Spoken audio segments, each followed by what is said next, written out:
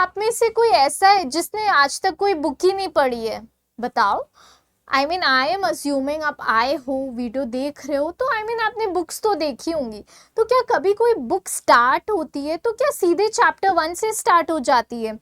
जैसे मेरे पास ये बुक है, तो सीधे इसमें चैप्टर 1 तो नहीं स्टार्ट हो रहा है ना। देयर इज, अगर आप कैमरे पे देख रहे हो तो देयर इज अ प्रीफेस, ठीक है, जिसमें ऑथर बताता है कि पर्पस और ऑब्जेक्टिव क्या है बुक का।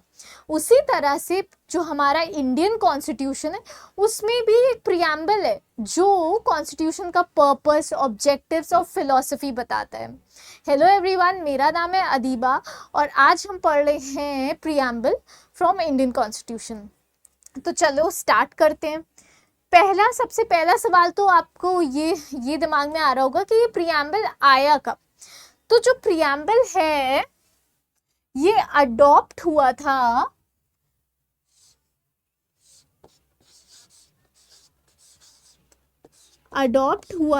26 नवंबर 1949 और इस दिन को हम कहते हैं लॉ डे या फिर कॉन्स्टिट्यूशनल डे।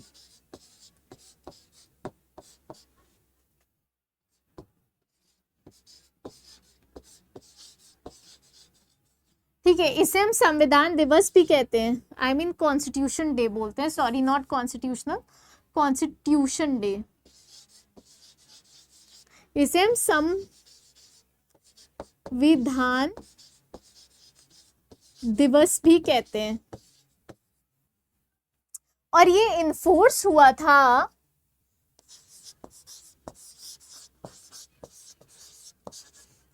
26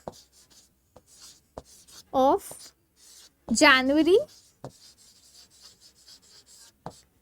1950 में। तो ये डेट्स हैं, ये 2 डेट्स आपको याद रखनी है, ठीक है।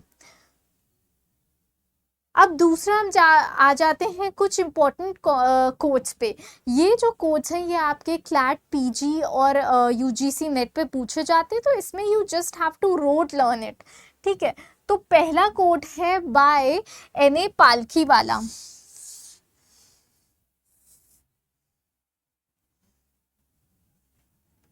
पहला जो आपका कोड है इट इज बाय एन.ए. पालखीवाला, जिन्होंने कहा था कि जो प्रियम्बल ऑफ इंडिया है वो आइडेंटिटी कार्ड है कॉन्स्टिट्यूशन का। जैसे आप स्कूल जाते हो, आईडी कार्ड, एडमिट कार्ड पहनते हो ना, वैसे उसी तरह कॉन्स्टिट्यूशन का भी एक आइडेंटिटी कार्ड है प्रियम्बल। तो ये बोला गया था बाय एन.ए. पालखीवाला। दूसरा है the preamble of India is the political horoscope, जो बोला था के.एम. मुंशी जी ने। तो Munshi ji was a astrologer, वो एस्ट्रोलॉजर थे और वो हॉरोस्कोप बताते थे। उन्होंने कहा कि जो प्रियम्बल है वो हॉरोस्कोप बताता है। दूसरा है आपका the soul of the constitution. ये किसने कहा था? ठाकुर भार्गव दास ने। ठाकुर दास भार्गव ने ये दिया था। अब हम आ जाते, पहले तो हमने 2 डेट्स देखी, कौन सी थी? पहला एडॉप्शन का था 26 नवंबर,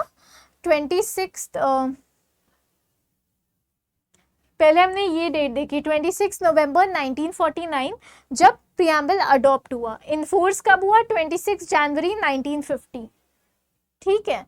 अब ये दूसरी इंपॉर्टेंट डेट देखते कि कॉन्स्टिट्यूशन प्रियम्बल इंस्पायर्ड किससे था।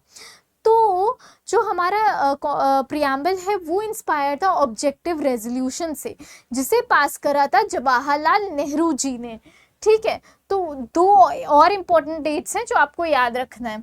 तो फर्स्ट वन इज December 13, 1946। इस दिन क्या हुआ था कि ऑब्जेक्टिव रेजोल्यूशन मूव करा गया था in the first session of constituent assembly. दूसरी डेट है जनवरी 22, 1947। इस दिन क्या हुआ था? फाइनली प्रियम्बल को अडॉप्ट करा गया था, सॉरी ऑब्जेक्टिव रेजोल्यूशन को अडॉप्ट करा गया था। Preamble is different and objective resolution is different. Preamble जो है वो ऑब्जेक्टिव रेजोल्यूशन से इंस्पायर्ड है ऑब्जेक्टिव रेजोल्यूशन में प्रियम्बल के अलावा भी कुछ चीजें दी गई थी, ठीक है। कमिंग टू द कंटेंट, कुछ हम आज का लेक्चर इस तरह से होने वाला है कि पहले मैंने आपको कुछ डेट्स बता दी, उसके बाद जो है कुछ फैक्चुअल इंफॉर्मेशन दी, उसके बाद हम प्रियम्बल को डिकोड करेंगे, यानी हम उसके इम्पोर्टेंट वर्ड्स को पढ़ेंगे, समझेंगे और उनकी मीनिंग को देखेंगे, और एंड में मैं आपको कुछ एमसीक्यूज भी कराऊंगी जिससे आपका नॉलेज टेस्ट हो जाएगा, ठीक है। तो पहला जो है, पहला कॉन्स्टिट्यूशन स्टार्ट होता है we the people of India से, we the people of India से प्रियम्बल स्टार्ट होता है। ये क्या इंडिकेट करता है कि that the citizens are the ultimate source of power and not the parliament. जो सिटीजन्स हैं, जो हम आप जैसे जो आम नागरिक हैं, वो है सोर्स ऑफ पावर, ना कि कोई पार्लियामेंट है। सोर्स कौन है? आप और हमारे जैसे नॉर्मल सिटीजन्स, ठीक है। और ये जो we the people of India है, ये आया है यूएस कॉन्स्टिट्यूशन से, ठीक है। यूएसए के कॉन्स्टिट्यूशन में भी ये दे रखा है। दूसरा है, दूसरी चीज है जो हमें बताता है नेचर ऑफ द स्टेट। तो इसमें क्या क्या टर्म्स है? Sovereign, socialist, secular, democratic, Republic. तो अभी हम इन टर्म्स को डिटेल में देखेंगे, अभी मैं आपको ऐसे ही बता रही हूँ, और ये क्रोनोलॉजी में भी आता है। तो आप इसको याद कर सकते हो, SQDR, ठीक है। आपसे पूछ लिया जाता है कि क्या पहले आ रहा है, तो sovereign, socialist, secular, democratic, Republic. तो ये ऑर्डर है, ये क्वेश्चन आता है, इसको आप ध्यान में रखना। ये बेसिकली स्टेट का नेचर बताता है। दूसरा है ऑब्जेक्टिव्स। ऑब्जेक्टिव्स क्या है? वो है जस्टिस, लिबर्टी, इक्वालिटी, फ्रेटर्निटी। इसको आप याद करोगे JLEF से, JLEF से याद रखना है। ये सारा क्रोनोलॉजी में अरेंज करने में आता है, ऑप्शंस में आप कंफ्यूज हो जाओगे। तो इसका है SQDR, ठीक है, और इसका है JLEF।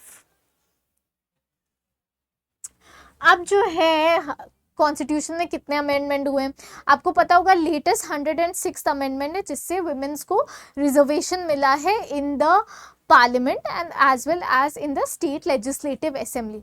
उस तरह हमारा प्रियम्बल जो है सिर्फ एक बार अमेंड हुआ है। कितनी बार अमेंड हुआ है? एक बार। और कब हुआ है? In the year 1976 via 42nd amendment. 42nd amendment में 42nd अमेंडमेंट ने 1976 को ये हमारा प्रियम्बल को अमेंड करा, ठीक है।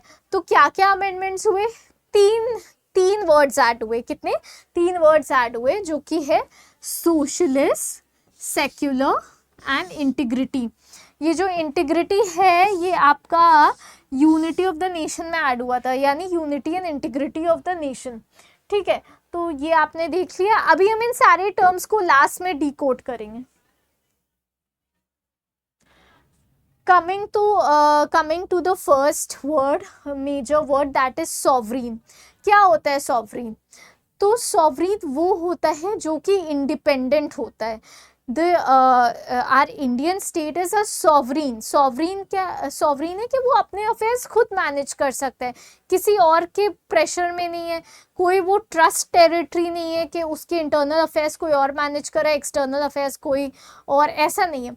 इंडिया जो है is both, India is independent internal और एक्सटर्नल अफेयर्स दोनों में। इंटरनल अफेयर्स में जैसे आपका daily public law and order maintain करना हो गया, और एक्सटर्नल अफेयर्स में आपका हो गया जैसे फॉरेन पॉलिसी हो गया, ठीक है। ये सब आपका एक्सटर्नल अफेयर्स में आ गया। तो India is an independent state, वो खुद अपने इंटरनल उसको भी करता है और एक्सटर्नल चीज़ें भी अपनी खुद मैनेज करता है, ठीक है। नॉट अ डोमिनियन और a dependency of foreign power. आपको पता होगा कि इंडियन इंडिपेंडेंस एक्ट 1947 में इंडिया को डोमिनियन स्टेटस दिया था, यानी कि कुछ अफेयर्स जो है इंडिया अपने खुद मैनेज करता था और बाकी अफेयर्स जो है उसका ब्रिटिश गवर्नमेंट मैनेज करती थी। But that changed after India became independent in 1947. It was a fully sovereign state and it can manage its own affairs both internal as well as external, ठीक है। उसके बाद जो है अच्छा, इंडिया जो है कॉमनवेल्थ का मेंबर है। कॉमनवेल्थ में वो सारे नेशंस आते हैं जो कि गवर्न थे वाया ब्रिटिश, जो ब्रिटेन की कॉलोनीज थी, वो सारी चीज़ें आती हैं। अब कॉमनवेल्थ की मेंबरशिप का मतलब ये नहीं है कि इंडिया जो है आज भी ब्रिटिश के अंडर आता है, और इंडिया अगर यूएन का, यूनाइटेड नेशंस का पार्ट है, इसका ये मतलब नहीं है कि इंडिया जो है सॉवरीन नहीं है। दूसरा हम मेजर वर्ड है आपका सेक्युलरिज्म। तो सेक्युलरिज्म बेसिकली होता है धर्मनिरपेक्षता, यानी इंडिया का खुद का कोई रिलीजन नहीं है, हम सारे रिलीजन को एक्सेप्ट करते हैं। ठीक है, इंडिया में इतने सारे रिलीजन्स हैं, सबको फ्रीडम है, सबको फ्रीडम है अपना फेथ प्रैक्टिस करने की, उसे प्रीच करने की, उसको प्रोपोगेट करने की। ठीक है, तो ये आता है आपका सेक्युलरिज्म है। अब सेक्युलरिज्म भी कई काइंड्स के होते हैं। इंडिया कौन सा फॉलो करता है? इंडिया फॉलो करता है पॉजिटिव सेक्युलरिज्म, यानी स्टेट जो है आपको फ्रीडम देता है कि आप अपना वो राइट वो रिलीजन प्रीच कर सको, और जो है स्टेट एक्नॉलेज करता है आपका right to freedom. Negative secularism क्या होता है? नेगेटिव होता है जो यूएस में चलता है कि स्टेट उसको प्रमोट नहीं करता है, ठीक है, रिलीजन को। द स्टेट जो है इंटायरली न्यूट्रल होता है, ठीक है, it has no official religion, कोई ऑफिशियल रिलीजन नहीं। और जितने भी रिलीजन्स हैं उनको इक्वल रिस्पेक्ट मिलता है, सपोर्ट एंड प्रोटेक्शन मिलता है। ठीक है, आपने देखा होगा माइनॉरिटीज़ को भी कितने सारे राइट्स मिल रखे हैं इंडियन कॉन्स्टिट्यूशन में। तो कॉन्स्टिट्यूशन ऑफ इंडिया एक फुल्ली सेक्युलर डॉक्यूमेंट है। अच्छा, सेक्युलरिज्म जो है is also the basic feature of the constitution. ये किस केस में कहा गया है? Very important, it was held in the case of SR Bommai versus union of India. SR Bommai वाले केस में बोला गया है कि इंडिया जो है is a secular state. Coming to the third word, that is socialist. Socialist जो होता है, सोशलिस्ट बेसिकली बोलते हैं कि जो स्टेट है उसमें पब्लिक इंटरप्राइजेस और प्राइवेट इंटरप्राइजेस दोनों को एग्जिस्ट कर सकते हैं। आप देखते होंगे इंडिया में कुछ ऐसे जैसे मान लिया एटॉमिक एनर्जी हो गया या डिफेंस का हो गया, तो वो सारी पब्लिक कंपनीज है जो गवर्नमेंट हैंडल करती है। और आपका मान लिया मेजर कंपनीज हो गया, आपका रिलायंस हो गया, टाटा हो गया, तो प्राइवेट कंपनी है। तो बेसिकली जो सोशलिज्म का मतलब है कि हम दोनों पब्लिक सेक्टर और प्राइवेट सेक्टर को एग्जिस्ट करता है। ठीक है, तो इंडिया बेसिकली डेमोक्रेटिक दिस होता है, it is a mixed economy. क्या है इंडिया? मिक्स्ड इकोनॉमी है, बोथ प्राइवेट प्लस पब्लिक, ठीक है, को एग्जिस्ट करता है। ठीक है, उसके बाद सोशलिज्म में जो है स्टेट ऐसे लॉज बना सकता है जिससे हम जो इनइक्वालिटी हुई है उसको बराबर कर सकें। ठीक है, coming to the democratic, democracy आपको पता ही होगी, it is by the people for the people. ठीक है, और डेमोक्रेसी का मतलब है कि हमारे पास कोई मोनार्क नहीं है, कोई राजा नहीं है जो रूल कर रहा है और रूल करते चला जा रहा है। We have free and fair elections, और हमारे पास यूनिवर्सल एडल्ट सफरेज है वाया 61st अमेंडमेंट, यानी 18 साल होने के बाद आप सब एलिजिबल हो के आप वोट कर सकते हो और अपनी कंट्री का रिप्रेजेंटेटिव खुद चुन सकते हो। तो that makes India a democracy. ठीक है, थर्ड वाला आपका है रिपब्लिक। रिपब्लिक का मतलब होता है कि the head of the state is not a monarch. हमारे क्या हेड ऑफ द स्टेट कौन है? कोई नहीं बोलेगा पीएम है, PM is not the head of the state, PM is head of the government. The head of the state is the president. Head of the state कौन है? President है। ठीक है, प्रेसिडेंट है, तो president is not directly elected, president is indirectly elected, फिर भी election से तो आ रहे हैं ना, तो that makes India a republic. ठीक है, अनलाइक अ हेरिडिटरी मोनार्क। ठीक है, द प्रेसिडेंट इज इलेक्टेड। उसके बाद political sovereignty rest in the people. ठीक है, जो पॉलिटिकल सोवरेनिटी है वो लोगों के ही पास है, क्योंकि लोग ही तो इलेक्ट कर रहे हैं ना। प्रेसिडेंट इनडायरेक्टली भी हो रहा है इलेक्ट, बट वही लोग तो चुन रहे हैं जिनको आपने और मैंने चुना है। ठीक है, कमिंग टू जस्टिस, जस्टिस जो कॉन्सेप्ट है ये आया है रशियन रेवोल्यूशन से। रशियन रेवोल्यूशन 1917 में हुआ था, ठीक है। इसमें क्या हुआ था कि रशिया में रेवोल्यूशन हुआ था और जो प्रेजेंट रूलिंग गवर्नमेंट या पावर थी उसको गिरा के वहाँ पर कम्युनलिज्म स्टैब्लिश हुआ था, तो ये रशियन रेवोल्यूशन था, ठीक है। रशियन रेवोल्यूशन ने भी हमारे प्रियम्बल को इंस्पायर करा है, ठीक। तो ये आपका जस्टिस जो है वो किस किस काइंड का होना चाहिए, वो सोशल होना चाहिए। सोशल यानी इक्वल ट्रीटमेंट होना चाहिए, बेस नहीं होना चाहिए क्लास और प्रिविलेज पे। क्लास और प्रिविलेज की वजह से अगर डिस्टिंक्शन होगा तो हम जस्टिस नहीं स्टैब्लिश कर पाएंगे, ठीक है। That is why you have reservation, ठीक है। वो तभी हम लोगों को रिजर्वेशन देते हैं ताकि हम लोगों को इक्वली ला सकें, ठीक है। दूसरा है आपका इकोनॉमिक, इकोनॉमिक जो है एलिमिनेशन ऑफ वेल्थ इक्वालिटीज़। अब ऐसा नहीं होना चाहिए, we can not make oligarchs जो सारा स्टेट का रिसोर्सेज कंट्रोल करे। There should be equal distribution of wealth, के जो वेल्थ है वो इंडिया में इक्वली डिस्ट्रीब्यूट हो रही है। तो that is why justice social भी है, इकोनॉमिक भी है, फिर पॉलिटिकल भी है। Equal political rights and access to the office, political rights है, हम सबके पास पॉलिटिकल राइट्स है। जो 18 साल का हो सकता है वो वोट कर सकता है, पॉलिटिक्स में पार्टिसिपेट कर सकता है। हमारी कंट्री में कोई डिस्टिंक्शन तो है नहीं जैसे यूएस वगैरह में होता था कि ब्लैक्स जो है वोट नहीं कर सकते हैं, ठीक है। हमारे क्या हर सिटीजन जो 18 साल का हो चुका है वो वोट कर सकता है, ठीक है। तो that makes India a just society and this value was derived from the preamble, ठीक है। लिबर्टी, कमिंग टू लिबर्टी, अब लिबर्टी कहाँ से इंस्पायर्ड है? अच्छा ये देख लेना कि जस्टिस जो है रशियन रेवोल्यूशन से आया है, ठीक है, और जो लिबर्टी है वो इंस्पायर्ड है फ्रेंच रेवोल्यूशन से, ठीक है। तो लिबर्टी हमें किन किन चीज़ों की, लिबर्टी हमें थॉट्स की, आप और मैं क्या सोच रहे हैं, हमें पूरा फ्रीडम है कि हम सोच सकते हैं, ठीक है। हो सकता है हमारे थॉट्स सोसाइटी और मेजॉरिटी से अलग हो, तो इंडियन प्रियम्बल हमें फ्रीडम देता है, पूरी लिबर्टी देता है, ठीक है। दूसरा है एक्सप्रेशन। अब एक्सप्रेशन आपके सिर्फ फेशियल एक्सप्रेशन नहीं होते, आप जो स्पीच है, जो आप बोल रहे हैं, वो सब आपका एक्सप्रेशन में आता है। जो आप लिख रहे हैं, मान लो वॉल्स पे आजकल ग्राफिटी भी देखी होगी आपने, वो सब क्या है, वो एक्सप्रेशन ही तो है ना। बिलीफ, अब कोई आदमी रिलीजियस है, कोई एथिज्म को बिलीव करता है, तो इंडिया में अलग अलग बिलीव्स भी हैं, ठीक है। फेथ क्या है कि हमें किसी चीज़ पे यकीन क्या है, फेथ है कि यकीन क्या है, तो उसका भी हमें फ्रीडम है कि हम किसी भी चीज़ पे फेथ कर सकते हैं। वर्शिप आपका मन करे आप मस्जिद जाओ, आपका मन करे आप मंदिर जाओ, आपका मन करे आप चर्च जाओ, जिस भी तरह से आप भगवान की पूजा करना चाहते हैं ऊपर वाले की, आप कर सकते हैं। ये भी प्रियम्बल हमें राइट देता है, ठीक है। अब बट एक इसमें क्लॉज है कि जो लिबर्टी है इज़ नॉट एब्सोल्यूट, यानी आपको ऐसा नहीं कि आपको पूरी छूट है, आप कुछ भी बोलो कुछ भी करो जिससे दूसरा इंसान की फंडामेंटल राइट्स का वायलेशन हो, you can not do that, ठीक है।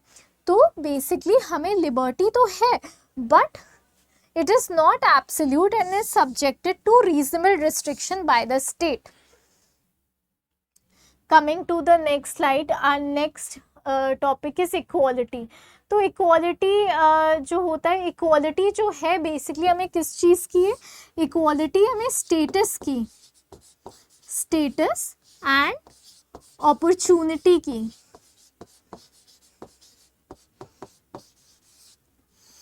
तो मतलब हमें स्टेटस, हम अपना चाहें सोशल मोबिलिटी करके हम कोई भी अपना स्टेटस कर सकते हैं, और हमारे पास अपॉर्चुनिटीज़ की भी इक्वालिटी। क्यों गवर्नमेंट दे रही है इतना फ्री में एजुकेशन आपका गवर्नमेंट स्कूल्स में, इसीलिए तो दे रख रही है कि हम सबको एक बराबर की अपॉर्चुनिटीज़ मिल सके, ठीक है। दूसरा है फ्रेटर्निटी। फ्रेटर्निटी मीन्स हिंदू मुस्लिम भाई भाई, ठीक है। दैट इज बेसिकली फ्रिटर्निटी, कि भाईचारा होना चाहिए। हम सब इतने अलग अलग फेथ से हैं, अलग अलग बिलीव्स हैं हमारे, तो हम सबको जोड़ के कौन रखता है, उस चीज़ को हम कहते हैं फ्रिटर्निटी। फ्रिटर्निटी इंश्योर करता है डिग्निटी ऑफ द इंडिविजुअल, हमारी डिग्निटी को इंश्योर करता है। और दूसरा unity and integrity of the nation. Unity और इंटीग्रिटी, यानी यूनिटी एंड इंटीग्रिटी मतलब कंसोलिडेट करके हमें रखता है, हमें एक यूनिटी में रखता है, हमें बंटने नहीं देता। इस चीज़ को हम कहते हैं फ्रिटर्निटी। ठीक है, प्रमोटेड वाया, ठीक है, अब इसको कैसे इंश्योर करते हैं, वो है via single citizenship. Constitution of India आपको सिंगल सिटीजनशिप देता है, unlike the US constitution. US constitution पे क्या होता है, वहाँ पर आपका यूएसए का भी आपको सिटीजनशिप मिलती है, और मान लो आप वहाँ पर किसी स्टेट में हो, जैसे आयोवा में हो, तो उसकी एक अलग सिटीजनशिप मिलती है, ठीक है। बट इंडियन कॉन्स्टिट्यूशन में ऐसा नहीं होता है कि आपको यूपी की सिटीजनशिप मिल रही है, आपको बिहार की सिटीजनशिप मिल रही है।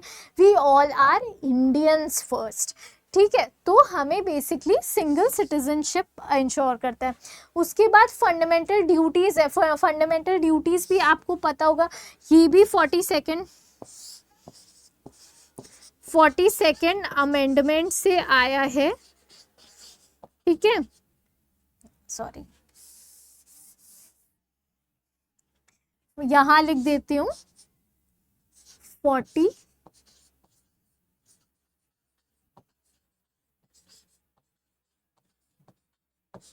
ठीक है। 42nd अमेंडमेंट से कुछ फंडामेंटल ड्यूटीज़ हैं जो हमें कॉन्स्टिट्यूशन ऑफ इंडिया बताता है। इसका एक फेमस केस है LIC versus consumer educational and research होता है, जिसमें बताते हैं राइट टू डिग्निटीज और फंडामेंटल राइट, ठीक है। उसके बाद जो है बेरूबारी केस। अब हम जो है आते हैं कि क्या हमारा प्रियम्बल जो है वो हमारे कॉन्स्टिट्यूशन का पार्ट है कि नहीं। आज के टाइम में ये सेटल हो चुका है, but for the longest time there was a debate कि कॉन्स्टिट्यूशन ऑफ इंडिया क्या, सॉरी, प्रियम्बल ऑफ इंडिया क्या कॉन्स्टिट्यूशन का पार्ट है या नहीं है।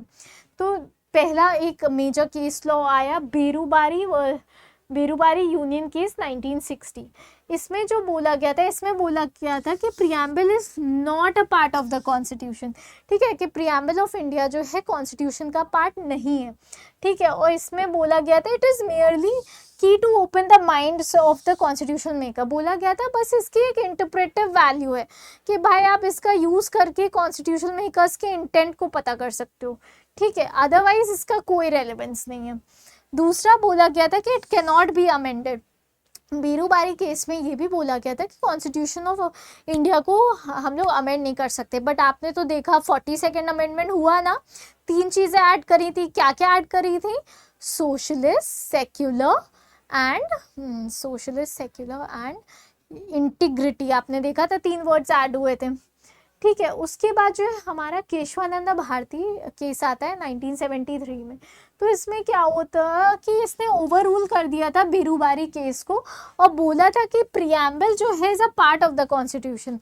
इसने जो भी बेरूबारी केस में बोला, केशवानंद ने उसको सारा उल्टा कर दिया, ठीक है, कि कॉन्स्टिट्यूशन हैज इंटरप्रेटिंग प्रियम्बल की जो वो है इंटरप्रेट अगर कोई एम्बिगुअस प्रोविजन है तो कॉन्स्टिट्यूशन ऑफ प्रियम्बल जो है यूज हो सकता है टू इंटरप्रेट द कॉन्स्टिट्यूशन। उसके बाद ये भी बोला गया था कि ये अमेंड भी हो सकता है। क्या हो सकता है, अमेंड हो सकता है,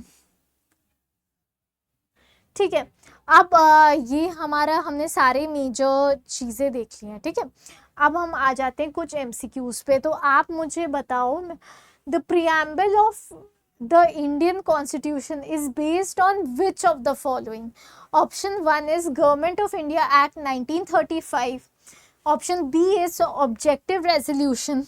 Option 3 is Indian Independence Act 1947 and option D is Nehru Report. तो गवर्नमेंट ऑफ इंडिया एक्ट से तो आपको पता होगा कि इसमें गवर्नमेंट का स्ट्रक्चर आया था, यानी गवर्नर का प्रोविजन आया था, ठीक है। उसके बाद ऑब्जेक्टिव रेजोल्यूशन भी आपको पता होगा, अभी मैंने बताया। और इंडियन इंडिपेंडेंस से जो है आपका डोमिनियन स्टेटस आया था। और नेहरू रिपोर्ट में दूसरी चीज़ें दी गई थी। तो so the correct answer is, अभी इस पीपीटी में आपने देखा भी, it is objective resolution. Preamble of India जो है ऑब्जेक्टिव रेजोल्यूशन से आया था, which was move by Jawaharlal Nehru. ठीक है, जवाहरलाल नेहरू ने इसे मूव करा था। Second question, which case establish that the preamble is the part of the constitution. ये हमने अभी अभी देखा, Berubari case, Kesavananda, Minerva Mills and Golaknath. सो आपने देखा कि बीरूबारी केस में तो बोला गया था कि पार्ट नहीं है, ठीक है, तो ये तो हो नहीं सकता, तो आपका केशवानंद में ही बोला गया था, ठीक है। Which of the following words was not originally included in the preamble? 42nd amendment जिसने अमेंड करा है, तो उसने कौन सा वर्ड आया था? क्या उसने सॉवरीन ऐड करा था, क्या उसने सोशलिस्ट ऐड करा था, क्या डेमोक्रेटिक ऐड करा था, या रिपब्लिक? तो the correct answer is socialist. बाकी सब पहले से थे, 42nd अमेंडमेंट ने सोशलिज्म ऐड करा था। Last question, the term Republic in the preamble indicates, जो वर्ड है रिपब्लिक, मैंने अभी आपको सबके मीनिंग्स डिकोड करके बताए थे, तो जो टर्म है रिपब्लिक वो क्या इंडिकेट करता है? कि इंडिया का रिटन कॉन्स्टिट्यूशन है, the head of the state is elected, and third है there is a separation of power, and the fourth is the constitution is supreme. तो ये सब तो इररेलेवेंट है, बस एक ही रेलेवेंट आंसर है B, that is the head of the state is elected. Head of the state is president, ठीक है, head of the state president है, वो इलेक्टेड होता है, which makes India Republic state. Hopefully आपको ये लेक्चर समझ में आया होगा। बहुत ही इंपॉर्टेंट टॉपिक है, इसको समझना। I mean it is also important for people from the non law background. हमें प्रियम्बल का नॉलेज होना चाहिए। होपफुली आपको ये लेक्चर पसंद आया होगा। इस तरह के लेक्चर्स मैं और लाती रहूँगी। And so like share and subscribe my channel. Thank you.